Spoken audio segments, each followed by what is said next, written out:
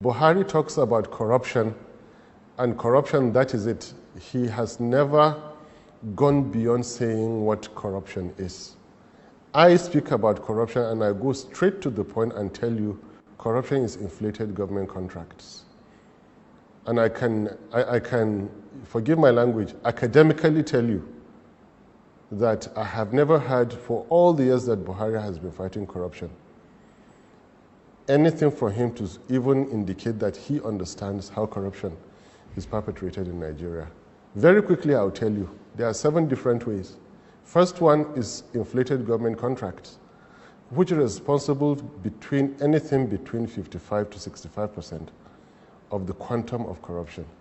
Second one is unreported, unremitted revenue. The third one is extortion, from the 50 naira collected on the roads to the multi-million dollar deals that are done before anybody could see the president. Fourth one is conversion of public property into private. Fifth one is misuse of security vote. The way you had it before is the way you still have it today.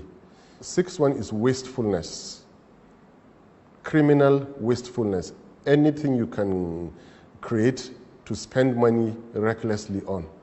Include the reckless, undue use of private jets and any other instrument of government that is wasteful. It is corruption. The seventh one is undue influence of fraternity and relationship, which we call influence peddling. Man knows man. Man knows man. Buhari has never clinically, or let me put it this way, scientifically looked at corruption. The corruption does not perpetrate itself. There are ways that it happens. Now, out of these 7 areas I told you, some are administrative, some are legal. And you will be sad to find out that about 70% of the way corruption is done in Nigeria is simple administration. So what President Buhari said in the Eagle Square is mere rhetorics since 1984. Mere rhetorics. Buhari has never fought corruption till this moment. The way contracts were awarded in the PDP era in the last 16 years that the Fourth Republic started is still the same way that contracts are awarded today. But we have never had that. It does appear that the difference, I'm sorry to cut in, but Yeah. it does appear as if the difference is that there are visible efforts. People are being called to question, people are being investigated, people are being put on trial, some people have even been jailed. You are looking the wrong way, sir. You are looking the wrong way. And it is this typical kind of mentality that Buhari has harvested throughout his political career. Now, the mere fact of arresting somebody does not address the issue of corruption. It addresses the criminality aspect.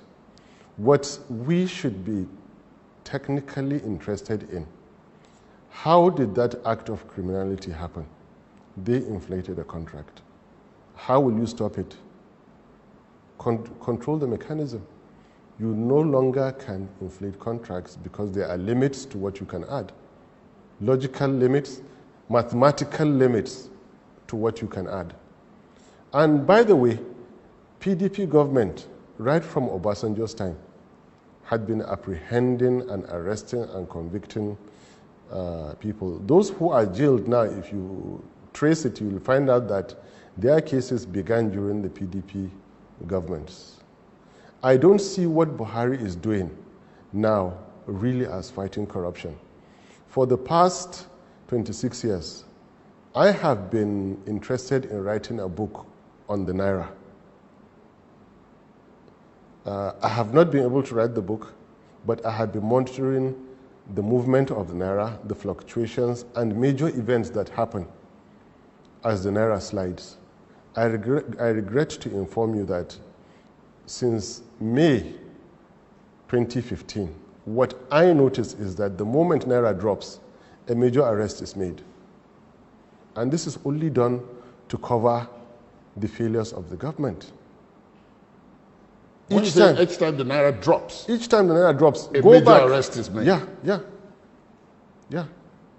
There are so many. Does that then positively affect the value? No, it positively affects the psyche of Nigerians who think that Buhari is working. Meanwhile, the net worth of Nigeria continues to be eroded. But the moment they arrest somebody and it makes international headlines, everybody forgets. Meanwhile, your net worth, you are hurting right from inside. You are being destroyed from inside. So I have never seen a real fight. Let me tell you what real fight to corruption is. Real fight to corruption is passing that bill for the prohibition of inflated government contracts. That is, you would have solved between 55 to 65% of corruption in Nigeria. The second way is to deploy technology in such a way that it becomes nearly impossible for anybody to underreport or divert Nigeria's revenue. Now you're talking about MDAs, which are supposed to remit revenue. Deploy the right technology. And it is not impossible to find a petty trader in a local market using his ordinary Chinese mobile phone to do star one number, star his account number, star his TIN, star amount, hash, send and pay. Simple. Go online and print your certificate and have it on your wall. You are a taxpayer. Why make paying tax so difficult? Technology should be deployed to make life easy. There are many people who I know want to pay tax, but it is nearly impossible for them to pay tax. The process is complex. It's complex. It involves a lot. Exactly. And costs as well. Exactly. And then you can lead by example to stop extortion. Because when you surround yourself in the villa with friends and relatives and cronies, the natural tendency is for them to extort money from business people, from politicians before they get to see you. So don't do that. Surround yourself with technocrats and competent politicians who will manage the affairs of the country, not a nephew who was never elected to treat government files. That is how to fight corruption. Now we find somebody who has been doing the complete opposite of corruption, but because his actions tally with the typical illiterate, ignorant, forgive my language, Nigerian, who all they want to see in life is the downfall of others. So Buhari's actions tallied with that. They kept on blindly supporting Buhari that he's fighting corruption. In the meantime, there has never been a government in the history of Nigeria that has promoted corruption in the way Buhari's government has done. And I stand by what I say. Because the worst form of corruption is a fake war against corruption.